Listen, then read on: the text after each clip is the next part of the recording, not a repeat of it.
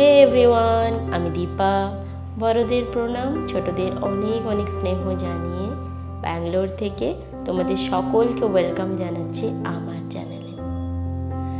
আশা করছি তোমরা সকলে খুব ভালো আছো, সুস্থ আছো।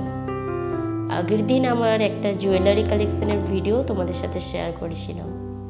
সেখানে অনেক ভালোবাসা তো আমি পেয়েছি, তবে অনেকের অনেক রিকোয়ারমেন্ট ছিল যে এই গহনাটা দেখাও, এটার ওয়েট কত, ওটার ওয়েট কত, তোমার পলা বাঁধানোর ডিজাইনটা খুব ভালো করে দেখতে পেলাম না, বা তোমার লোহা বাঁধানোর ডিজাইনটা প্লিজ একটা ফটো তুমি কমিউনিটিতে শেয়ার করো, এরকম বিভিন্ন রকম কিছু। দেখো, প্রথমত গহনাগাটি তো সবসময় বাড়িতে থাকে না, আর যখন কোনো অকেশন হয়, যেহেতু দুর্গাপুজো ছিল সেই পারপাসে পড়া হয়েছিল, তাই বাড়িতে আনা হয়েছিল, আর তখন সেই জন্য ভিডিওটা বানিয়ে রেখেছিলাম। তো সেটা যথারীতি লকারে চলে গেছে।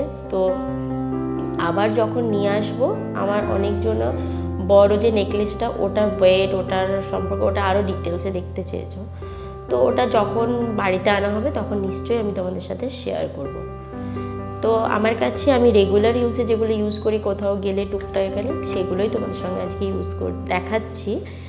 তো প্রথমেই আমি আমার ওই যে হারটা দেখাচ্ছি, এই চেন হারটা হচ্ছে আমার শাশুড়ি মায়ের। এটা আমাকে আশীর্বাদে আমার শ্বশুরমশাই আমাকে দিয়েছিল।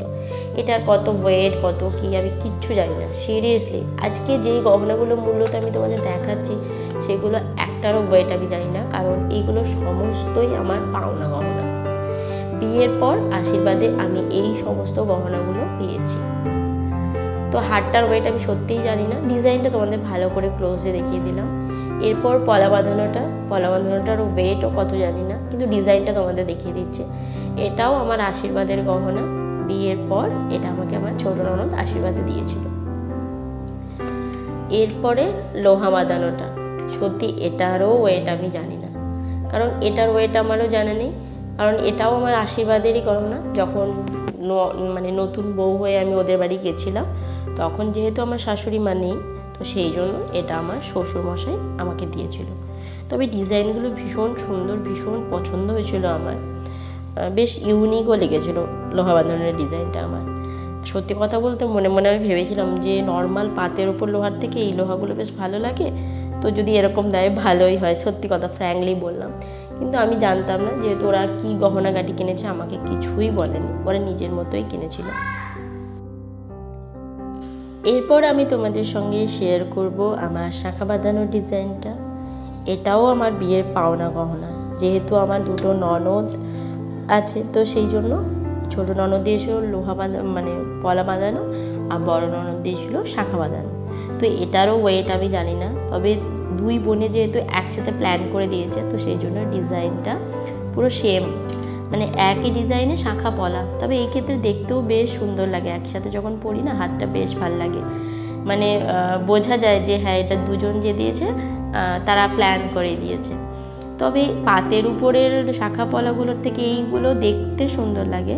তবে এটার একটা মাইনাস পয়েন্ট, এই যে তোমাদের দেখালাম, এই জায়গাগুলো না খুব নড়ে যায়, যেগুলো বসানো থাকে। লম্বা যেটা ডিজাইনটা আছে সেটা নড়ে না, কিন্তু একটা করে যেগুলো ফুল আছে সেগুলো ভীষণ নড়ে যায়, খোঁচা হয়ে যায়, হাতে ব্যথাও পায়, কেটে যায়, এরকম ব্যাপার। নাহলে দেখতে বেশ সুন্দর লাগে। তো এরপরে তোমাদের দেখালাম আমার পায়ের নূপুর, যেগুলো আমি সাউথ ইন্ডিয়ানরা বেশিরভাগ লোকজনই এগুলো পরে থাকে, সেইগুলো। আর এই যে হাতের সরু সরু চুড়িগুলো, এগুলো আমার মা আমাকে দিয়েছে। এগুলো নর্মালি রেগুলার ইউজে পরার জন্য বেশ ভালো লাগে।